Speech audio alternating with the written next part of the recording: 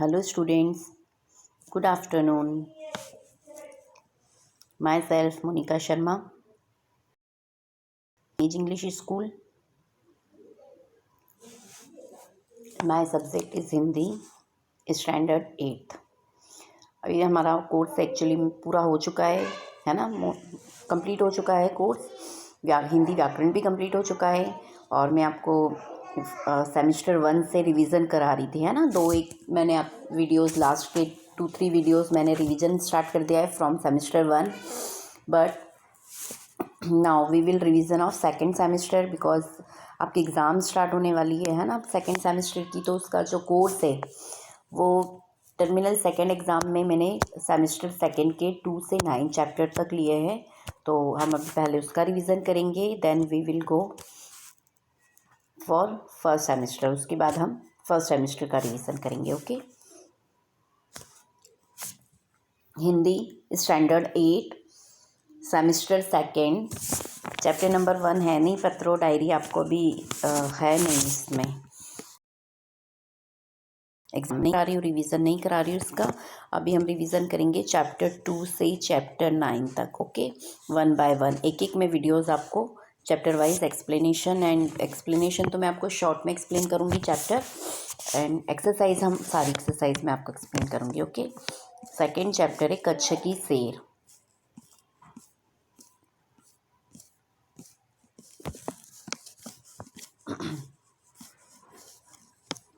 Chapter number 2 Kutch की सेर। Okay, Kutch की सेर के ऑथर है हरीश धोलकिया। ये हरीश धोलकिया जी है, ये इसके ऑथर है चैप्टर के। कच्छ की सेर बड़ा इंटरेस्टिंग चैप्टर है ये।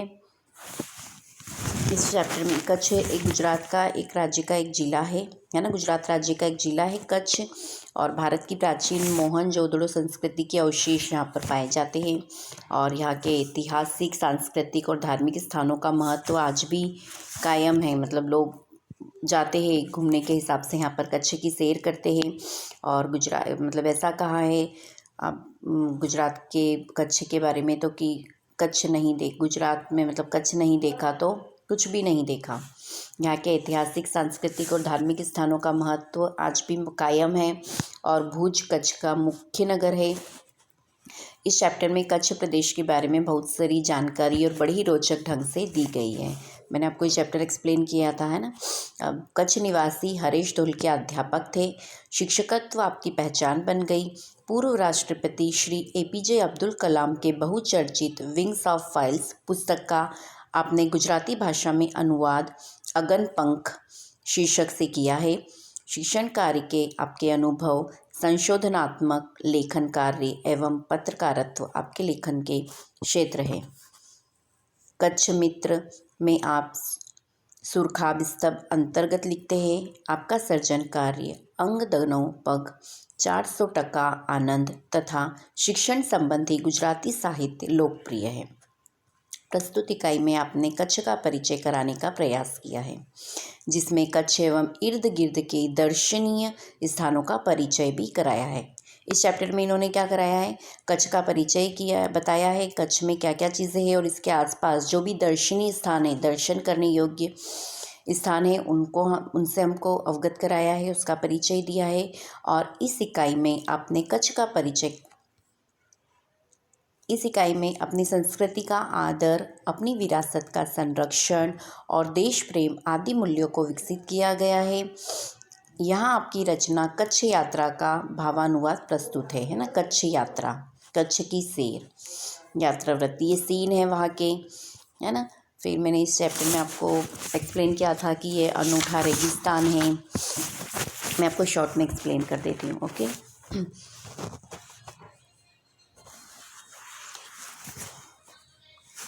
कच्छ क्या है, अनूठा रेगिस्तान है। और कच्छ में 2 रेगिस्तान है ना, एक छोटा रेगिस्तान और एक बड़ा रेगिस्तान। और इसमें रेत नहीं पाई जाती है। ये कैसा रेगिस्तान है, जनरली रेगिस्तान में क्या होता है, रेत पाई जाती है। जहाँ रेत होती है उसे रेगिस्तान कहते हैं, पर इस रेगिस्तान में रेत नहीं होती है, इसलिए ये अपनी तरह के अनूठे रेगिस्तान है। इसलिए इसको क्या कहा जाता है, अनूठा रेगिस्तान कहा जाता है। और सामखियाली, इसे कच्छ का प्रवेश द्वार कहा जाता है ना। जो सामखियाली है वो क्या है, वह कच्छ का प्रवेश द्वार है।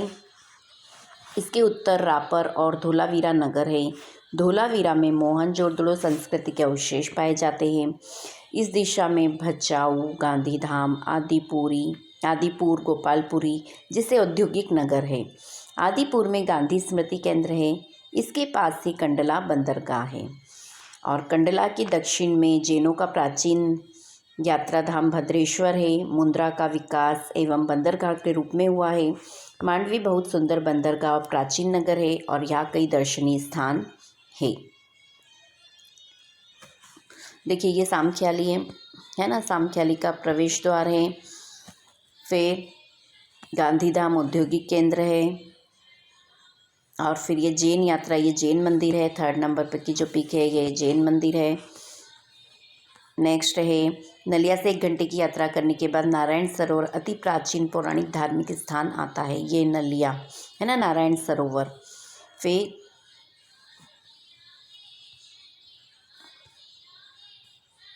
यहाँ पे एक गुरुद्वारा है।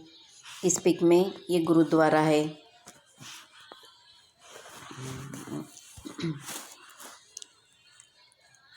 नलिया प्रसिद्ध शहर है या हवाई सेना का मुख्य अड्डा है। ठीक है। फिर नारायण सरोवर, यह अति प्राचीन और पौराणिक स्थान है। कोटेश्वर यहाँ का दर्शनीय मंदिर है। यहाँ सूर्योदय और सूर्यास्त के दृश्य बड़े आकर्षक होते हैं।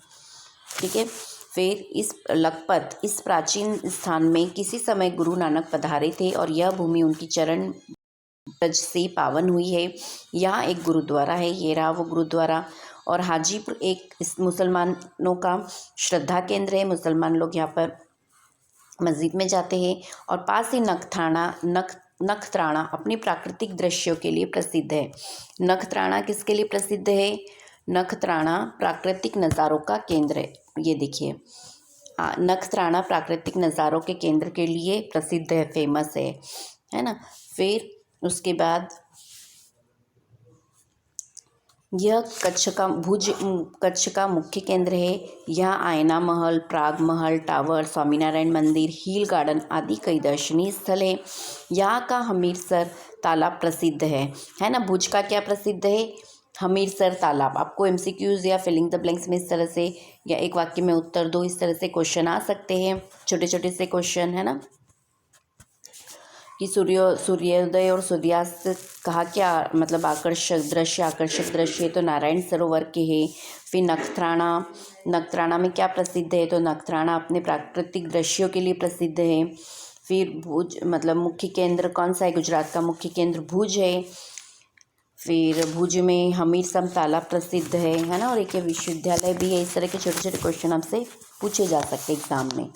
फिर काला पहाड़, इस पहाड़ पर प्रतिवर्ष रणोत्सव का आयोजन किया जाता है। काला पहाड़ जो है उस पर क्या किया जाता है? इस पहाड़ पर हर वर्ष रणोत्सव का आयोजन किया जाता है।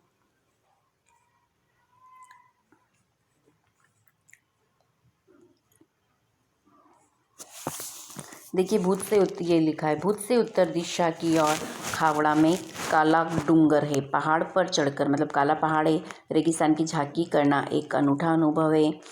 सरकार एवं स्थानीय जनता रणोत्सव का आयोजन होता है और देश भर से लोग यहाँ आते हैं। सफ़ेद रेगिस्तान को देखना एक आनंददायी घटना है। फिर इसके बाद है अंजार से जैसलमेर तोरल की स्मृति में बना मंदिर दर्शनीय है और यहाँ कच्छ यात्रा की समाप्ति सूरजबारी में होती है। लास्ट में क्या है? सूरजबारी है। ये लिखा सूरजबारी नामक स्थान से हमारी कच्छ यात्रा पूर्ण होती है, समाप्त हो जाती है और जो अविस्मरणीय स्मृतियाँ छोड़ जाती है। अविस्मरणीय स्मृतियाँ मतलब जिनको भूला नहीं जा सकता है। कहा जाता है कि कच्छ नहीं देखा तो कुछ नहीं देखा। कच्छ गुजरात का गौरव है। अच्छा, गुजरात का गौरव क्या है? गुजरात का गौरव कच्छ है और दुनिया भर के लोगों के लिए किसी भी मौसम में दर्शनीय एवं आकर्षक का केंद्र है। चलिए कंप्लीट हुआ ये chapter. Now I am explain this exercise. शब्दार्थ है अनूठा मतलब अनोखा, विशिष्ट। रेगिस्तान मतलब मरुभूमि। जीर्णोद्वार मीन्स पुनः निर्माण। मजार मतलब दरगाह। गुरुद्वारा मतलब सिखों का धार्मिक स्थल जहाँ सिख लोग पूजा करने जाते हैं। और भूचाल मतलब भूकंप। नेक्स्ट है अभ्यास। चैप्टर नंबर 1 निम्नलिखित मुद्दों के संदर्भ में 4-5 वाक्य बोलिए। फर्स्ट है मरुभूमि और रेगिस्तान। तो मरुभूमि और रेगिस्तान के बारे में आप क्या लिख सकते हैं, क्या बता सकते हैं?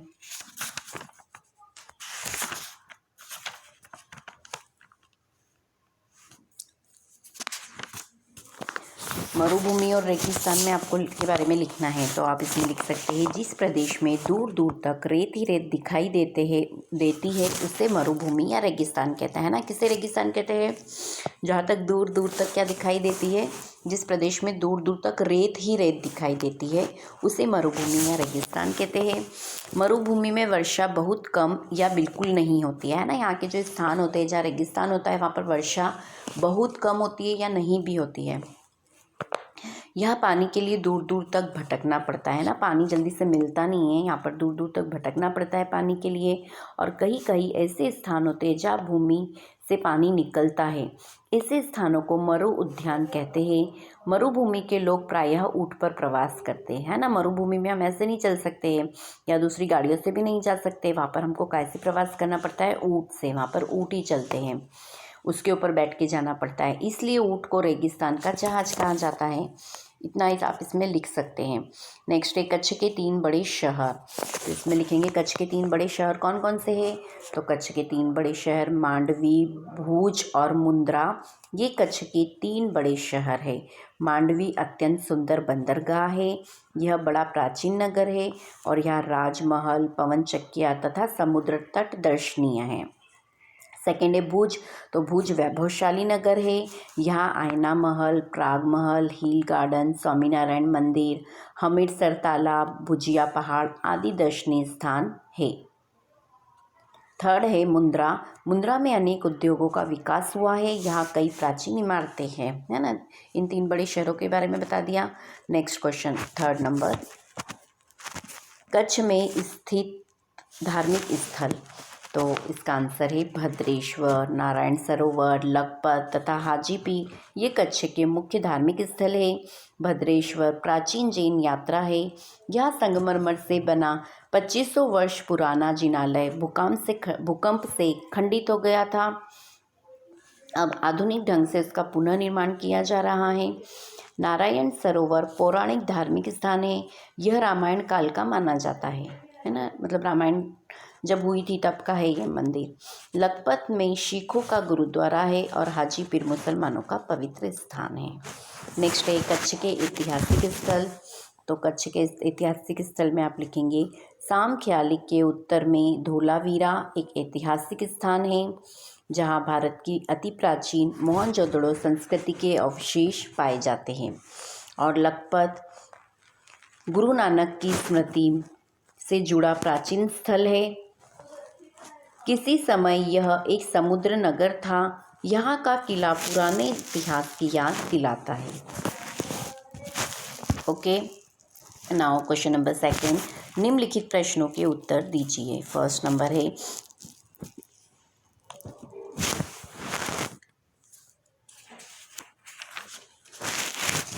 आप अपनी पाठशाला में से किसी यात्रा पर गए हो तो उसका वर्णन अपने शब्दों में कीजिए। ये आपको अपने मन से लिखना है ये वाला, है ना। फिर नेक्स्ट है क्वेश्चन नंबर 2, आपने की हुई किसी यात्रा का वर्णन करते हुए अपने मित्र को पत्र लिखिए। तो मैंने आपको इसकी पिक भेजी थी, है ना। आपने की हुई किसी यात्रा का वर्णन करते हुए अपने मित्र को पत्र लिखिए। तो आप कहीं पर गए, अब ये पत्र में आपको लेफ़्ट साइड आपको एड्रेस लिखना है और फिर उसके बाद प्रिय मित्र और फिर उसका नाम लिखना है, फिर सप्रेम नमस्कार, नमस्ते या नमस्कार, और फिर उसके बाद पैराग्राफ में लिखना है आपने जो भी यात्रा की है उसके बारे में आपको बताना है, और फिर लास्ट में लिखना है तुम्हारा मित्र और फिर आपका नाम। नेक्स्ट है क्वेश्चन नंबर 3, दिए गए शब्द मिले इस पहेलियों का निर्माण कीजिए। फर्स्ट है सितारा।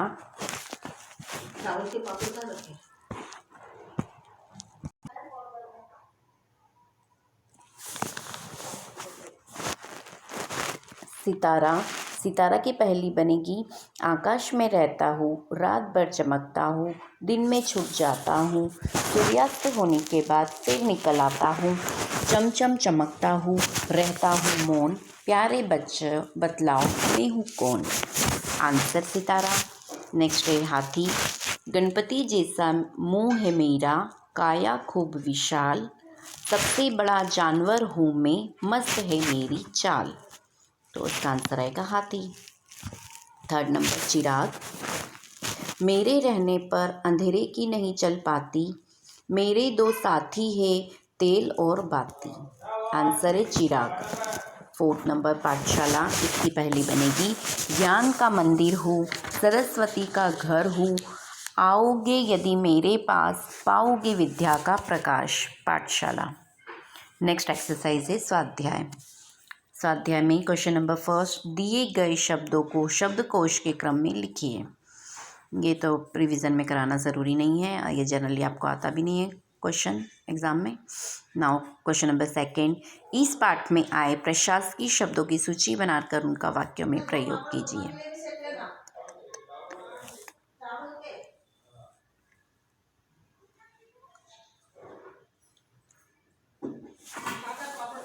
फर्स्ट है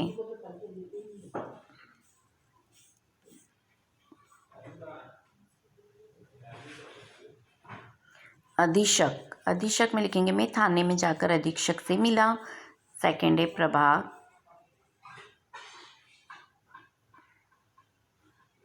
प्रभाग मतलब डिवीज़न, फिल्म प्रभाग आज बंद था।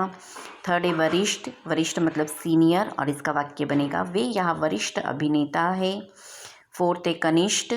कनिष्ठ मीन्स जूनियर, कनिष्ठ अधिकारी योग्य व्यक्ति है। नेक्स्ट है सचिव। सचिव मीन्स सेक्रेटरी। सेक्रेटरी, मंत्री ने अपने सचिव को बुलाया, है ना। इस तरह से जो पाठ में ये जो शब्द आए हैं प्रशासकीय शब्द थे, उनका वाक्यों में प्रयोग बताया है। नेक्स्ट है क्वेश्चन नंबर थर्ड, नीचे दिए गए विशेषणों का वाक्यों में प्रयोग कीजिए। फर्स्ट है दयावान। दयावान में आप मन से सेंटेंस लिखेंगे, राजा बहुत दयावान था। फिर मूल्यवान में लिखेंगे, सबसे बड़ी समय सबसे मूल्यवान वस्तु है। फिर कृपालु में लिखेंगे, संत कृपालु होते हैं। फिर फोर्थ में लिखेंगे, दाल में थोड़ा सा नमक ज़्यादा है। फिफ्थ में लिखेंगे, मोहन एक अच्छा लड़का है। फिर सुंदर में लिखेंगे, उद्यान में सुंदर फूल खिले हैं। और नेक्स्ट एंड लास्ट प्रिय में लिखेंगे, गुलाब मेरा प्रिय फूल है या पुष्प है। नेक्स्ट है फोर्थ नंबर, दिए गए परिच्छेद का हिंदी में अनुवाद कीजिए। फिर नेक्स्ट है कहानी। अपूर्ण कहानी पूर्ण कीजिए। एक गांव था, उस गांव में एक गरीब किसान रहता था, उसके दो बेटे थे। बड़े का नाम रामू और छोटे का नाम, है ना, इस कहानी का आपको आगे बढ़ाना है। इसकी मैंने आपको पिक भेजी थी।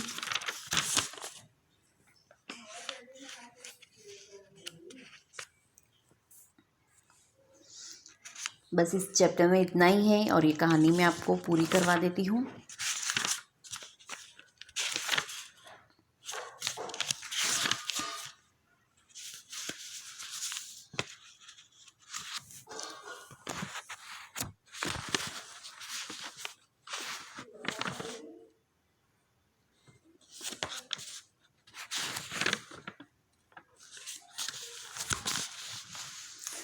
बड़े का नाम रामू और छोटे का नाम लखन था, है ना। इसमें आप कुछ भी नाम लिख सकते हैं आगे। फिर रामू को खेल कूद का शौक था, उसे निशानेबाजी में भी बहुत रुचि थी। बड़ा होकर वह भारतीय सेना में भर्ती हो गया। छोटे बेटे लखन को खेती बाड़ी का शौक था, उसने खेती की जिम्मेदारी संभाली और एक समृद्ध किसान बन गया। भारत पाकिस्तान के बीच युद्ध हुआ। रामू ने बड़ी बहादुरी दिखाई, उसने दुश्मन के छक्के छुड़ा दिए। लड़ाई खत्म होने पर सरकार ने उसे वीर चक्र प्रदान किया। सेना में उसे ऊंचा पद दिया गया। अब किसान बहुत खुश है। उसके बेटों ने जय जवान जय किसान का नारा सार्थक करके दिखाया, है ना। चलिए, ये चैप्टर कंप्लीट हुआ रिवीजन में, और आपको नोटबुक कंप्लीट करनी है। मैं रिवीजन में आपको एक्सरसाइज सब करवा रही हूँ, तो आप अपनी नोटबुक ओपन करके बैठिए और सारी एक्सरसाइज एक बार देख लीजिए, चेक कर लीजिए कि मैंने जैसा लिखाया वैसा लिखा है आपने। और अगर आपकी नोटबुक कंप्लीट नहीं है तो please you have to complete your notebook, है ना, क्योंकि नोटबुक आप कंप्लीट करेंगे, उसके अकॉर्डिंग ही आपको मार्क्स दिए जाएंगे। अभी फाइनल एग्ज़ाम का कुछ भी है नहीं कि स्कूल में ली जाएगी या घर से आप लोग देंगे एग्ज़ाम। हाफ मार्क की आपकी ऑनलाइन होगी, हाफ मार्क की रिटर्न होगी या पूरी रिटर्न होगी, कुछ भी डिसाइड नहीं है अभी से। तो आपकी सारी मार्क्स वगैरह सब इसी के ऊपर डिपेंड होते हैं, आपकी अटेंडेंस के ऊपर डिपेंड होते हैं। आप वीडियोस देखते हैं, अटेंड करते हैं क्लास, आपकी नोटबुक, कंपो नोटबुक कंप्लीट है ना, सब इसके अकॉर्डिंग ही आपको मार्क्स दिए जाएंगे। और मार्क्स प्रमोशन तो फाइनली नहीं होने वाला है, एग्ज़ाम तो आपकी होगी, इट इज़ फाइनल।